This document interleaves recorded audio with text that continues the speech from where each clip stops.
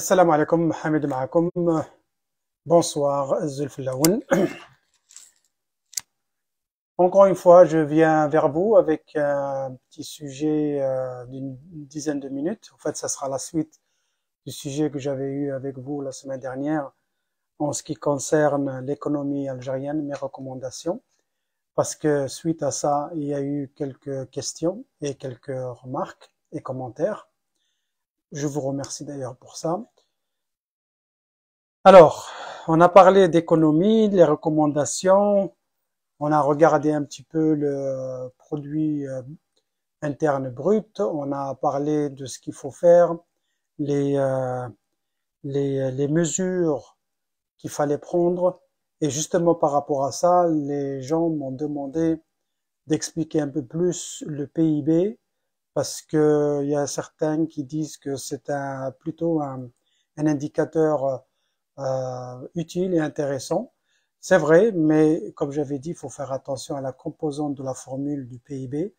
Et d'autres personnes aussi m'ont posé des questions par rapport aux mesures d'accompagnement, parce que ça risque de se retourner contre n'importe quel gouvernement qui prend des solutions radicales et après ça crée un malaise social comme ce fut le cas dans beaucoup de pays.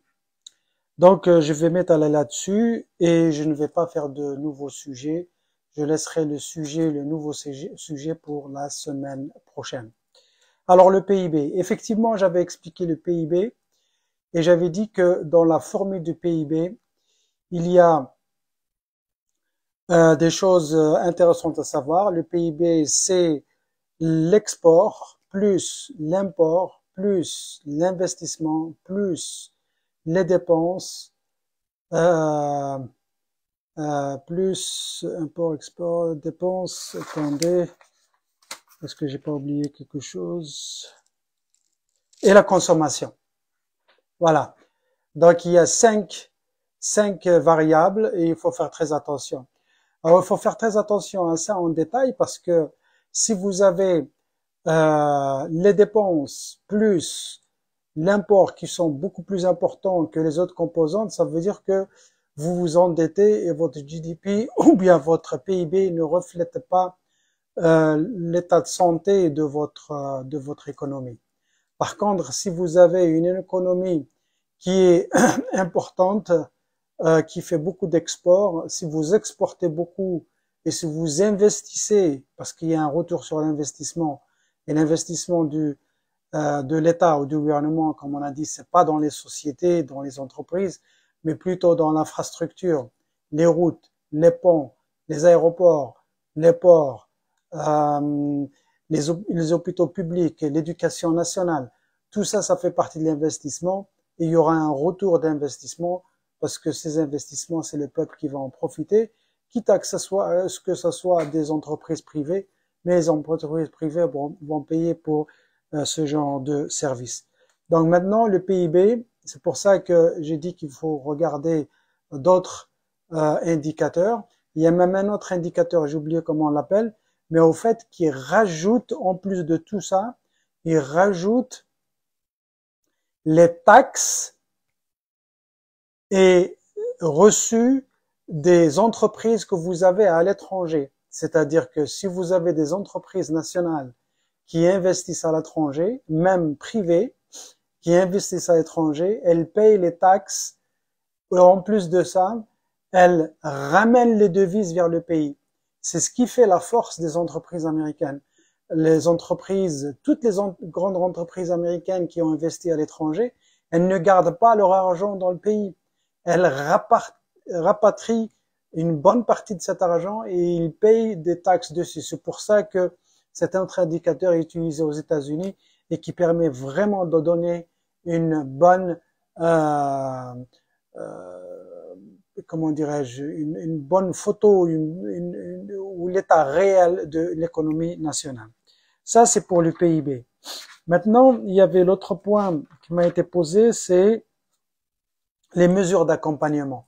Effectivement, les mesures d'accompagnement, quand j'ai dit que il va falloir revoir la formule de la pension alimentaire et de la pension chômage et de la subvention des denrées alimentaires et denrées de première nécessité plutôt pour les couches les plus vulnérables.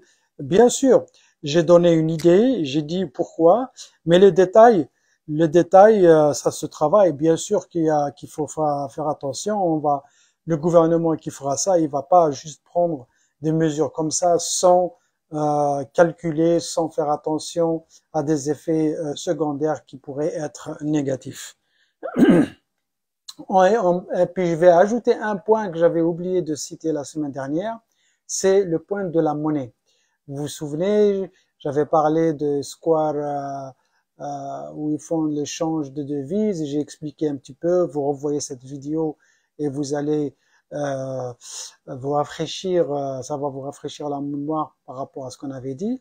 Et une autre option pour vraiment contrôler ce saignement de l'économie nationale, encore une fois, il faut que le gouvernement soit légitime, il faut que que le peuple soit solidaire avec ce gouvernement. Vous pouvez pas faire des réformes comme ça. C'est aussi la monnaie, c'est de changer la monnaie.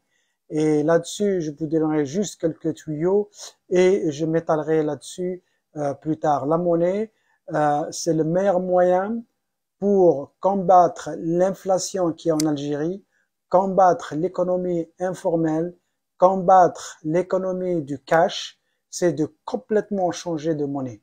Vous la changez complètement et comme ça, les gens qui ont du cash chez eux et qui travaillent qu'avec le cash, ils seront obligés d'aller l'échanger. Et bien sûr, il y a des conditions pour ça. Il faut créer les bonnes conditions pour ça et j'expliquerai ça.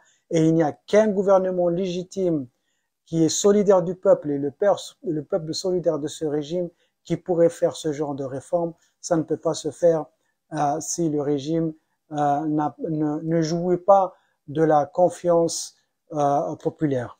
Voilà, je ne vais pas m'attarder aujourd'hui. J'avais un sujet que je voulais entamer avec vous, mais je le ferai la semaine prochaine.